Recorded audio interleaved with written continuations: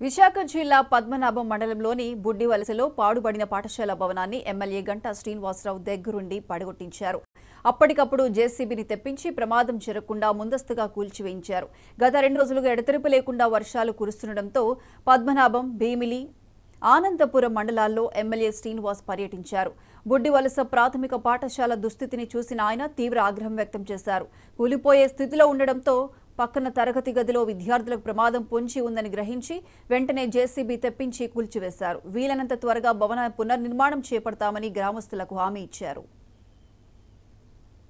గత ప్రభుత్వం 5 సంవత్సరాల్లో ఎక్కడా కూడా ఒక చిన్న తట్టెడు మట్టి తీసి రోడ్డు రిపేర్లు చేయాలి.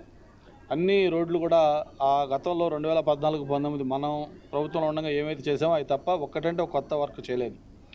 అంతేకాకుండా ఉన్న రోడ్లు కూడా వైడనింగ్ పేరుతో కొట్టేసేసి మరి డ్రైనేజ్ లేకుండా రోడ్డు లేకుండా అంతా అస్తవ్యస్తం చేశారు. మరి ఇప్పుడు ఎస్పెషల్లీ వర్షాలకైతే ఇంకా బాగా డ్యామేజ్ అయినాయి. మరి రోడ్లో వస్తూ ఉంటే అన్ని చోట్ల మోకాళ్ళ గుంతల్లో నీళ్లు నిలబడి ఉండి ఎక్కడ రోడ్డు ఉంది ఎక్కడ గుంతలు ఉందో కూడా తెలియని పరిస్థితి వస్తుంది. ఈ వరదలు తగ్గిన తర్వాత, వర్షం తగ్గిన తర్వాత జిల్లా యంత్రాంగాన్ని కూడా కలెక్టర్ గారు కూడా ఆల్రెడీ చెప్పాను. ఇంజనీరింగ్ డిపార్ట్మెంట్తో రివ్యూ మీటింగ్ పెట్టి ముందు తక్షణమే ఈ ప్యాచెస్ అన్నీ చేయాలి. అలాగే ఏది క్యాజువల్ పాండ్రంగి బ్రిడ్జ్ కానీ, పొట్నూరు కానీ, లేకపోతే ఇటువంటివి ఉన్నాయో ఇవన్నీ కూడా తాటితూరు ఇవన్నీ కొన్ని ఉన్నాయి. ఇవన్నీ కూడా కంప్లీట్ చేయాల్సిన అవసరం ఉంది.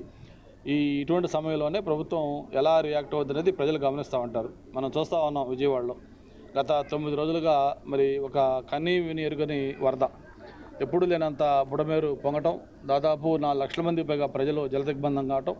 మరి సాక్షాత్తు ముఖ్యమంత్రి సెక్రటేరియట్లోనే ఉండి అప్పుడు గతంలో హుద్హుద్ వచ్చినప్పుడు విశాఖపట్నంలో ఎలాగైతే ఆ రోజు మొత్తం 10 రోజులు ఇక్కడే ఉండి బస్సులో అంతా సాధారణ స్థితికి వచ్చేదాకా ఉండి దగ్గరుండి చూశాడో అలాంటి పరిస్థితి ఈరోజు విజయవాడలో ముఖ్యమంత్రి, ఉప ముఖ్యమంత్రితో పాటు మంత్రులు, ఎమ్మెల్యేలు, ఎంపీలు మొత్తం కూడా వ్యవస్థ మొత్తం టోటల్ కూడా అక్కడ ఉండి ఒక నార్మల్ స్థితికి వచ్చే పరిస్థితి చూస్తూ ఉన్నాం. ఇటువంటి పనిచేసే ముఖ్యమంత్రి మనకు ఉండటం అదృష్టం. ఇదే సందర్భం 2014-19లో పాండ్రంగి కానీ, పొట్నూరు కానీ, లేకపోతే ఇవన్నీ కూడా ఈ రెడ్డిపల్లి రోడ్డు కానీ, పద్మనాభం ఘాట్ రోడ్డు కానీ ఇవన్నీ కూడా ఆ రోజు మనం గవర్నమెంట్లో ఉండగా కొంతవరకు చేసాం. మిగతా కూడా శాంక్షన్లు అయిపోయి అబౌట్ టు స్టార్ట్. ఆ టైంలో ఎలక్షన్లు రావడం, కోడ్ రావడంతో ఆ వర్క్లు ఆగిపోయినాయి. మరి కొత్తగా వచ్చిన ప్రభుత్వం కనీసం శాంక్షన్ వర్క్స్ని కంప్లీట్ చేస్తుంటే కనీసం కొంతనే బెటర్ అయి ఉండేది. అది చేయకపోగా వాటిలన్నింటినీ క్యాన్సిల్ చేసి ఏ వర్క్ను కూడా మళ్ళీ వాళ్ళు ముందుకు తీసుకెళ్ళలేకపోయారు. అందుకే ఇటువంటి పరిస్థితి వచ్చింది. మళ్ళీ నేను కూడా పాండ్రంగి మన ఎలక్షన్లో కూడా మాకు భారీ మెజార్టీ ఆ ఊర్లు ఇచ్చారు. అందుకే అక్కడ హామీ ఇచ్చాను, తప్పకుండా పాండ్రంగి బ్రిడ్జిని 100% కంప్లీట్ చేస్తాం. ఆల్రెడీ కాంట్రాక్టర్ పిలిచి మాట్లాడడం జరిగింది. అతను కూడా సార్ మాకైతే డబ్బులు ఇంకా రాలేదు, దాని శాంక్షన్ లేవంటే నేను అధికారులతో ఒకటి మాట్లాడి చేస్తానని చెప్పాను. త్వరలోనే పాండ్రంగి బ్రిడ్జ్ కూడా